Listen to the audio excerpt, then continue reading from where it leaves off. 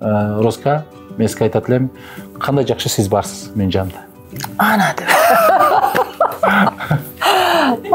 Жаша. Жубайлар катарында 27 жылдан бери чогуу жашап келатабыз. Турмушта өйдөлдүү болду. Бирок эң негизги нерсеси биз ушул Розада үй бүлөгө карата, өзүнө карата абдан чоң жоопкерчиликти сезем да. Мисалы үчүн экөөбүздүн биз педагог болгондугубуз үчүн ушул бири-бирибизге жардам бере алабыз да. Толуктайбыз, Мен дагы сага жардам берем туурабы үйдө.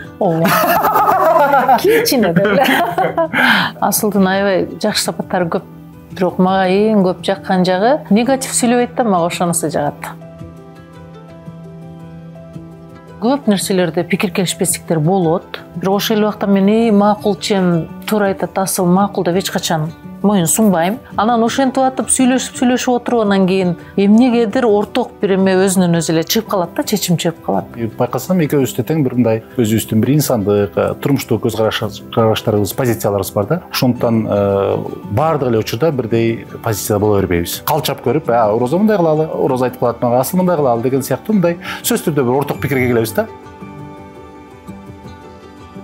Эгерде ал салттагы кээ бир жөрөлгөлөр менин жашоомо, менин айлана чөйрөмө да зыян келтирбесе, анда ал салттын бөлүктөрүн мен баалайм да. Адам жашоосунда бардык жагынан эле чектей бергенге мен каршымын. Өзүм каалагандай жашайм, бирок айланамдагыларга терс таасирим тийбеш керек. Ушу 27 жылдын ичинде же болсо Розанын бир туугандары, же болсо Розанын үй бүлөсү, же болсо менин бир үй бүлөм, менин бир туугандарым эч ким киришкен жок да.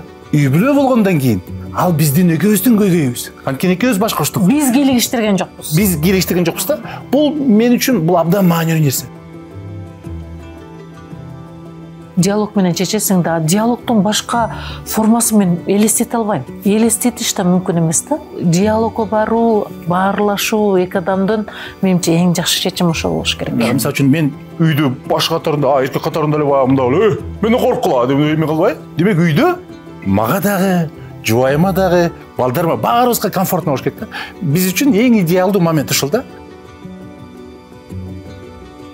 Бизде эң чоң кемчилик менимче социалдык тармактарда көп жүрбөйбүз, үй-бүлөлөрдө аябай көп кездешет. Угуу маданияты жок да. Бирөөсү айтып атабы, экинчисин кунт коюп угуп, эмне жөнүндө айтып атат деп, анан экинчинин көз карашындагы угуп, анан орток бир чечим чыгарган туура болуш керек деп ойлойм.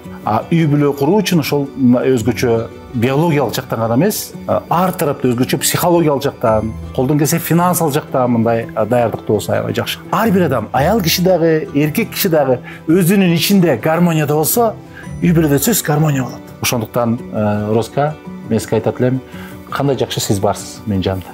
Ана деп. Жаша.